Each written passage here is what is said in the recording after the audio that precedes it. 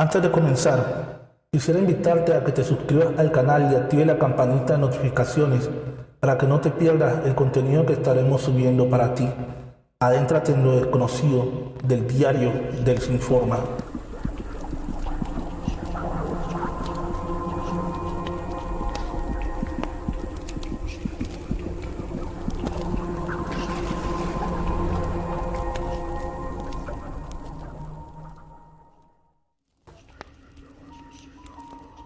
La solución final al problema colombiano. Lo que estás a punto de escuchar es algo que el testigo que decidió contar esta terrible anécdota asegura que es completamente real, que en verdad sucedió y que no ha transcurrido un solo día de su vida en que no le duela la cicatriz psicológica que le quedó después de esto. A pesar de la concurrida audiencia que fue testigo del evento, él asegura que hoy en día son pocos los que se atreven siquiera a mencionar algo relacionado con este suceso. Algunos porque no quieren revivir ese angustiante momento y otros por simple humanidad. Hace muchos años, más de 10, se dictaba en la Universidad Nacional una asignatura selectiva conocida como Medio Ambiente y Sociedad. Algo así como la versión primitiva de lo que hoy conocemos como Ciudad y Medio Ambiente Sustentable. Se trataba de un curso tipo cátedra. Era dictado en un auditorio con capacidad para 200 asistentes y era una de las asignaturas selectivas con más demanda a la hora de escribir materias. El profesor encargado se llamaba Eugenio Franco. Era un hombre de unos 62 años, muy señorial y elegante en su forma de vestir y sobre todo, alguien que inspiraba mucho respeto debido a su para entonces reconocida trayectoria académica. La mecánica de la asignatura era simple. En las primeras clases, los estudiantes debían conformar grupos de entre 4 y 5 personas, y a cada grupo le era asignado un tema de trabajo relacionado con un problema social colombiano, y la propuesta que hacían los estudiantes para mitigar, o ya de plano solucionar definitivamente el problema. La cátedra no tenía exámenes escritos ni orales. Se dictaba una vez a la semana y la calificación final consistía en un 30% de la asistencia al curso y un 70% de la presentación del trabajo sobre el tema asignado. No cabe duda de que era una asignatura muy tentadora que podría facilitarle la vida un poco a todos esos estudiantes que no disponen de mucho tiempo para asignaturas diferentes a las de su carrera, y por lo tanto había asistentes de todas las facultades de la universidad. El trabajo final no era más que un video realizado por el grupo, en donde se exponía el problema y la propuesta de solución. Nuestro testigo dice que para ese entonces sonaban como siempre los problemas típicos: el transporte en Bogotá, la inseguridad en las calles, el uso de la bicicleta, la contaminación, entre otros. Sin embargo, era curioso que para ese entonces los grupos no debían escribir los temas con el docente antes de realizar el trabajo, sino que al final se presentaba el video para todo el público en el auditorio y posteriormente el grupo debía levantarse, presentarse y aclarar las preguntas pertinentes sobre el tema. Cuando ese día llegó, él dice que uno de los monitores del curso tenía una gran bolsa negra en donde un representante de cada grupo debía depositar un CD marcado con el título del video a presentar. Todos los proyectos debían tener un título dado por sus autores y el número del grupo. Él depositó el suyo y cuando todos terminaron, el monitor empezó a tomar CDs al azar y a llamar a los grupos responsables. Así fue la primera sesión de videos y fue como la típica presentación de sonovizos, unos muy bien hechos y otros que se notaba que fueron realizados con la premisa de que era mejor eso a salir con nada. Por lo general, todos los videos empezaban con el título del problema y hacían uso de recursos básicos de edición en programas sencillos. Recuerda el que algunos sonovizos tenían títulos que le sacaron risa o incluso indignación a más de uno, como Una Bogotá para inválidos. Nadie quiere pensar en los perros callejeros, mendicidad en los buses, eres el siguiente, y cosas por el estilo. Esa sesión, recuerda él, fue aburrida. Muchos estudiantes se durmieron y todo terminó como de costumbre, nada asombroso. El problema es lo que ocurrió al final de la segunda y última sesión de presentación de los videos. Ese día, anormalmente los videos resultaron convenientemente cortos y pasada una hora de clase, ya se estaba terminando un video titulado "El uso adecuado de nuestros residuos sólidos". En este punto el auditorio estaba a toda su capacidad, pues incluso los que siempre llegaban tarde ya estaban presentes. Cuando el video terminó, el monitor dijo que solo faltaba un sonoviso. El testigo recuerda que el monitor se quedó mirando el CD un tiempo como si hubiera notado algo extraño. Tenía una carátula negra y el título escrito en letras blancas, pero como era costumbre, puso a correr el video y ahí fue cuando el horror empezó. El video empezaba con una pantalla completamente negra y se quedó así como 15 segundos, al punto de que todos pensaban que el computador no lo estaba leyendo. Sin embargo, de forma muy brusca, apareció el título en la pantalla. No era un título escrito con un programa de edición, sino que parecía más bien que alguien lo hubiera escrito en un papel y le hubiera tomado una foto. Tenía una letra mórbida, realmente horrible, como cuando alguien escribe algo con tal saña, como si quisiera romper el papel de que por sí parecía arrugado y sucio. La hoja era blanca, las letras eran rojas y conformaban un título grande y escabroso: La solución final al problema colombiano. Para este punto, todos se miraban las caras y no entendían quién podría haber hecho semejante introducción, pero supusieron que era un grupo con poca experiencia en la edición y un poco intrigados, pero alimentados por el morbo de un intro de video tan extraño. Todo el auditorio observaba en silencio, ignorantes de que esto solo era el abrebocas. La escena siguiente conmocionó a todo el auditorio, pues de forma imposible, el título se quitó y una voz masculina empezó a hacer locución. Era una voz de una adolescente que todos los asistentes describieron después como la más hermosa que hubieran oído jamás, como esa voz perfecta e ideal que ni siquiera un actor de doblaje tiene y que captaba la atención de quien fuera. Nuestro testigo recuerda muy bien sus palabras mientras sonaba una música destacadamente cautivadora y calmante, nada que alguien hubiera escuchado antes. ¿Alguna vez te has sentado en un parque a la orilla de una avenida y te has dedicado a mirar a las demás personas?, decía la voz. Yo sí, y he notado que hay muchos problemas en la sociedad. Es inaceptable que no se pueda caminar por la calle tranquilamente porque unos bandidos simplemente y sencillamente pueden quitarte todo y herirte gravemente. Es inaceptable no poderse subir a un bus sin el temor de ser ultrajado, irrespetado e incomodado por lastres sociales que pretenden vivir en la calidad y la ingenuidad de los otros.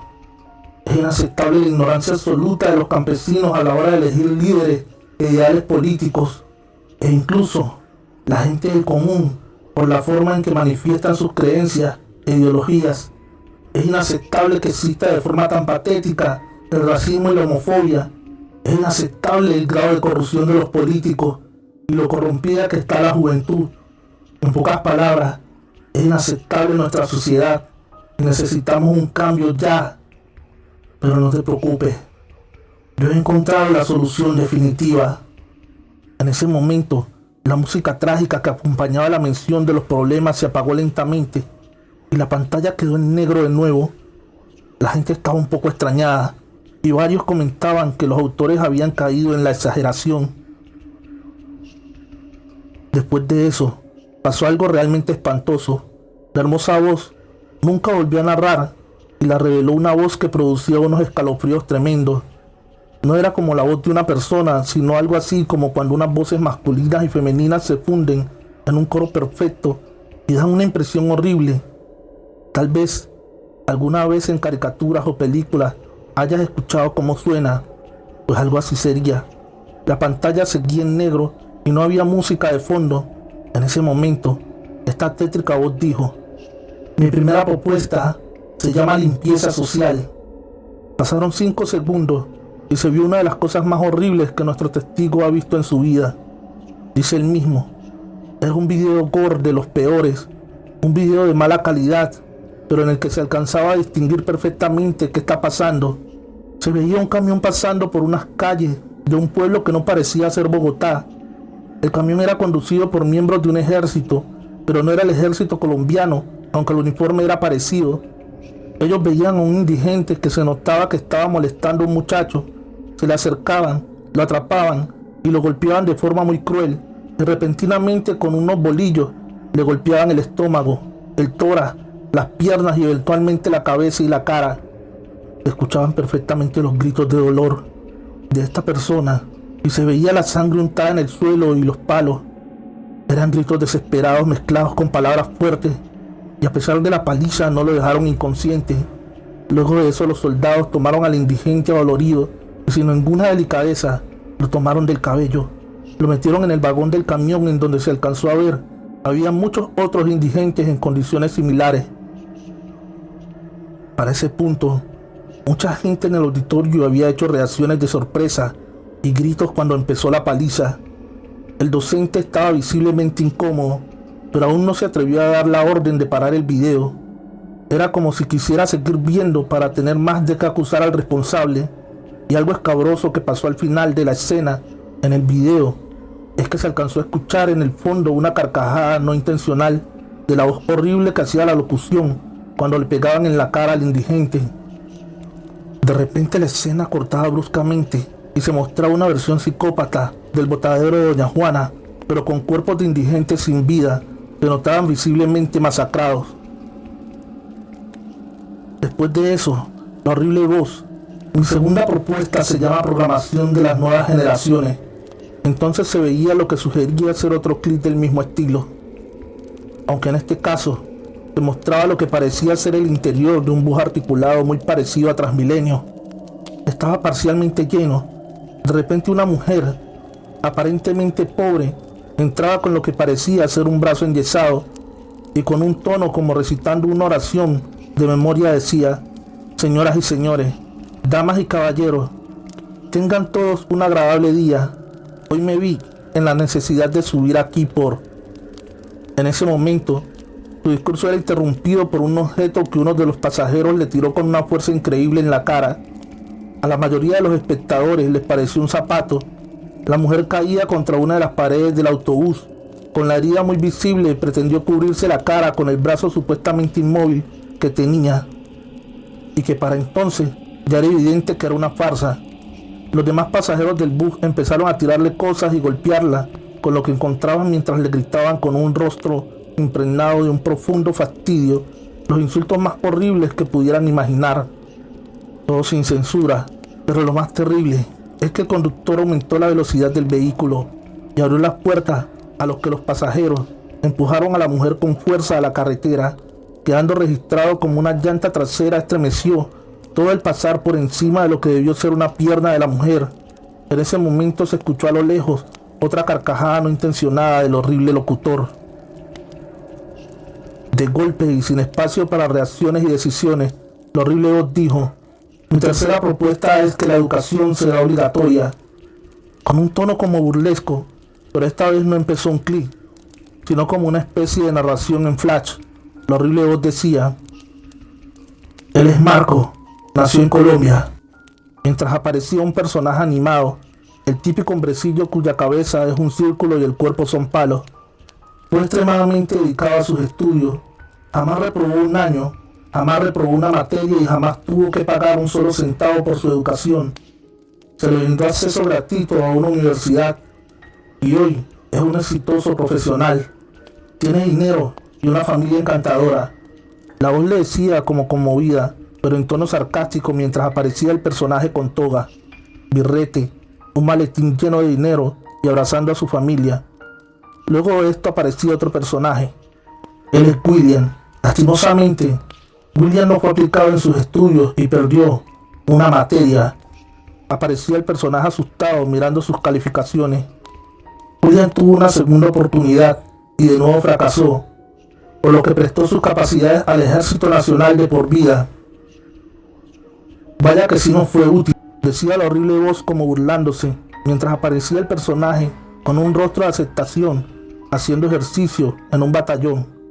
Y por último, él es Andrés. Al igual que William, prestó sus capacidades en el ejército, pero allá tampoco cosechó éxito, por lo cual Andrés entiende que sin aporte no hay cupo en la sociedad, no hay derecho a los recursos. Aparecía el personaje como con un rostro de desesperación, mientras una reja se le cerraba en la cara. Y verá, desconectarse de la realidad en beneficio de sus semejantes. Y salía la familia del personaje despidiéndolo con alegría, mientras el personaje trataba de escapar con miedo de una especie de jaula que se alejaba a un destino que ya muchos espectadores sospechaban. Inmediatamente cambiaba de escena y la faena continuaba. Ella es Ana, al igual que Marco, nació en Colombia y al ser tan aplicada, hoy es una exitosa profesional, con dinero y una familia encantadora. Ella es Andrea. Sus capacidades no fueron orientadas a la academia, sino que pasó a conformar la mano de obra del país. Hoy ella trabaja como empleada en la casa de Ana. Salía ella en la cocina aparentemente muy feliz. Y ella es Luisa. Luisa no pudo prestar sus capacidades en servicio de su sociedad, por lo que entiende que deberá desconectarse de la realidad en beneficio de sus semejantes. Todo el auditorio estaba en un silencio absoluto, como en shock, pasmado. Pero lo peor, lo más mórbido fue lo que estaba por venir. Mi cuarta propuesta es un nuevo código de sanciones, porque el ser humano debe ser ejemplificado. Él, el Richard, decía la voz mientras se mostraba el video real de un adolescente triste, asustado y esposado junto a dos policías. Richard cometió un delito de bullying, pero ahora nunca volverá a lastimar a nadie. En ese momento mucha gente se tapó los ojos en el auditorio porque se vio cómo le cortaban la lengua. Cometió delito de racismo y homofobia. Por suerte ya no tendrá nunca motivos para discriminar a nadie.